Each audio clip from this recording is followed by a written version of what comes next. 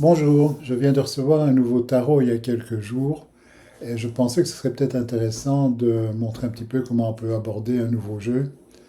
Évidemment, on peut regarder avec le livre qui vient avec, mais personnellement, je préfère toujours regarder les images d'abord.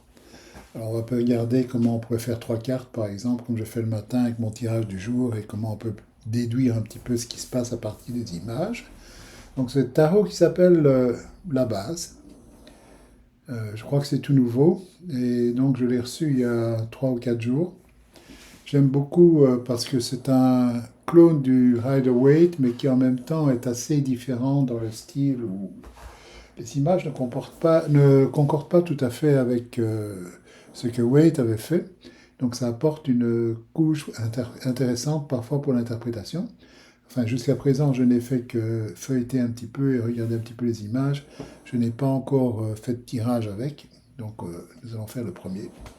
Bon, il y a un livre qui vient avec, donc comme je disais, si on veut, on peut toujours aller voir et retomber sur des interprétations classiques, bien sûr. Mais bon, comme je dis toujours, ça m'intéresse moins. Ce qui m'intéresse plus, c'est de voir un petit peu les images. Et comme vous pouvez voir ici, elles sont quand même un peu différentes de ce qu'on voit d'habitude avec un Rider-Waite. Hein. Ici, vous avez l'impératrice, par exemple, qui est assez différente. On va prendre quelques-unes au hasard pour voir. Deux de bâton, par exemple, c'est un jeu d'échecs. On peut penser à un Rider-Waite, évidemment, à voir plus loin, puisqu'aux échecs, on parle de stratégie, etc., par exemple, oui. Donc, ça se raccorde quand même un peu. Le pendule, quelqu'un à l'envers, bon, il n'y a pas d'arbre, etc. Donc quelqu'un qui est quand même beaucoup plus libre de se détacher, si on veut, de sa position que ce qu'on voit dans un tarot classique. Donc vous voyez, ces images sont quand même un petit peu différentes, et c'est vraiment intéressant à ce niveau-là de voir un petit peu ce qu'on peut en tirer comme interprétation. Donc on va prendre trois cartes au hasard ici et faire un peu comme si on faisait un tirage du matin, donc voir un peu l'ambiance de la journée, ce genre de choses. Comment est-ce qu'on peut faire avec ceci? Bon, on va faire trois piles. Hein. Et nous aurons trois cartes. Nous avons le roi d'épée. Nous avons 5 de denier et le fou. Bon, alors qu'est-ce qui se passe quand on regarde ces images? Roi d'épée, donc nous avons quelqu'un ici qui est entouré dans un cadre avec, bon, on voit 4 épées, 2 de chaque côté autour. Il y a une épée qui tombe là aussi, donc bon, il y en a 5 ici, donc c'est assez spécial. On voit pas ses yeux, hein. C'est la première chose qui frappe en voyant l'image aussi, c'est le fait que les yeux sont blancs, on ne les voit pas, donc apparemment ils sont retournés dans la tête. Donc ça pourrait faire penser à plus une recherche interne plutôt que de voir le monde extérieur. Ça, c'est une chose qui est absolument sûre.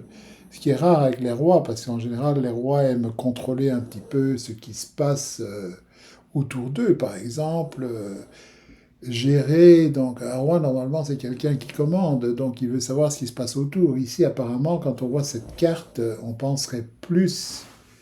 Et ça va donner une différence par rapport aux interprétations classiques. C'est quelqu'un qui regarde plus à comment probablement commander son intérieur.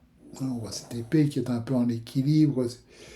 La pointe de l'épée arrive ici sur un doigt, sur un ongle, on dirait.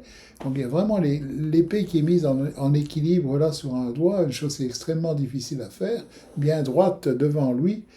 Donc quelqu'un qui arrive à maîtriser son environnement tout en restant tourné vers l'intérieur. Donc toute sa logique va vers sa pensée, vers lui.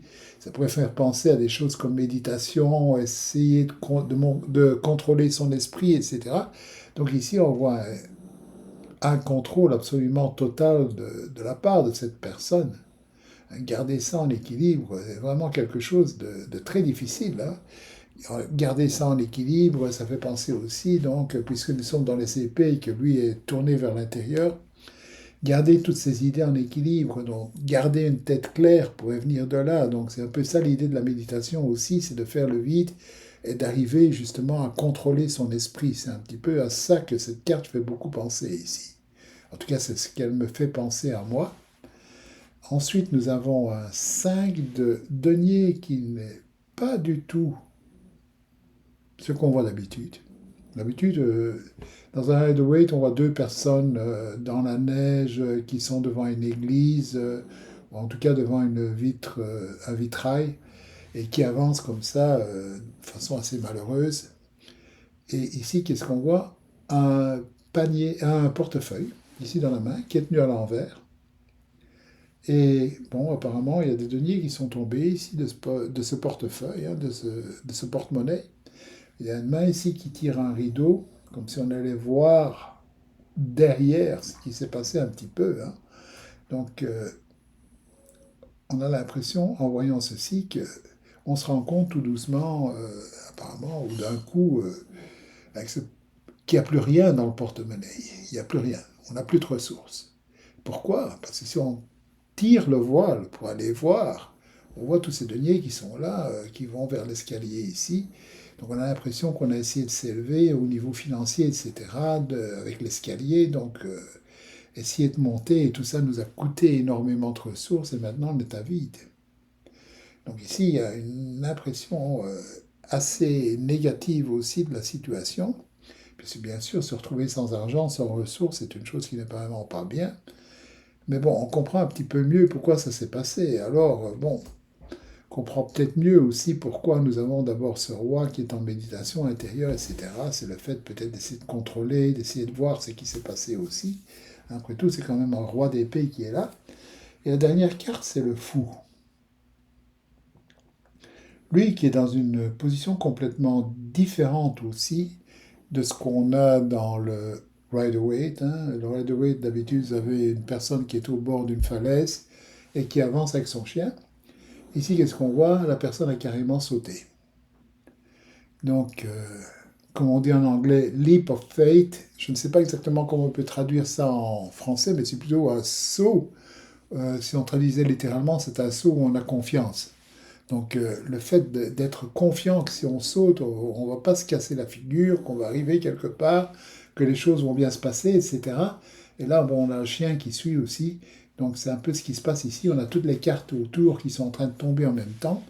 Cartes qui tombent autour, bien sûr, ça fait penser, puisque nous sommes avec du tarot ici, etc., que bon, il y a probablement divination qui est en cours. Donc le fait que on se remet un petit peu à la chance, au destin et ce genre de choses.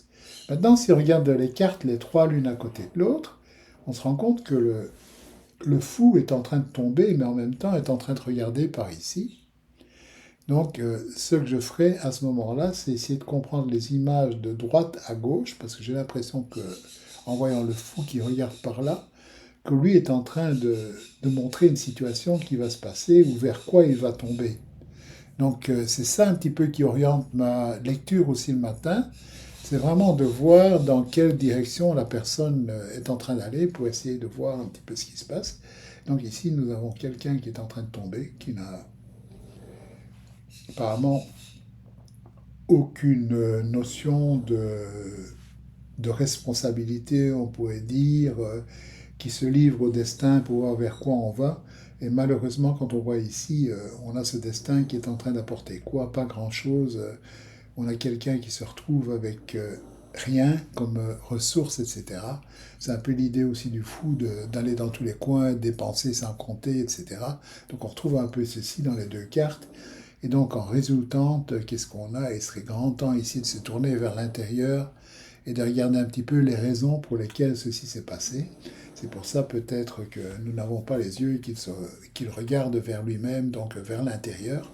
Essayer de réfléchir sans maintenant être influencé par la situation, les situations externes, etc.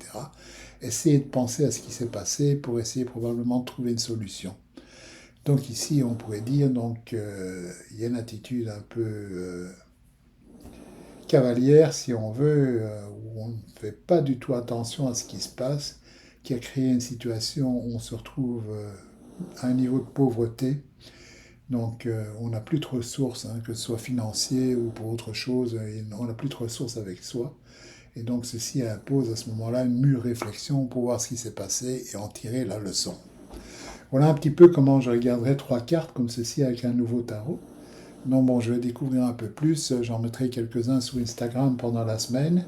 Mais bon, je voulais juste te montrer ici un petit peu l'approche de comment on peut regarder les images au lieu de, je veux dire, aller bêtement prendre le livre et répéter comme un perroquet ce qui a été écrit. À partir du moment, pour moi, où on fait un support, comme le tarot par exemple, où ce sont des images avant tout, ce qui compte, ce sont les images telles que je les vois, et pas autre chose.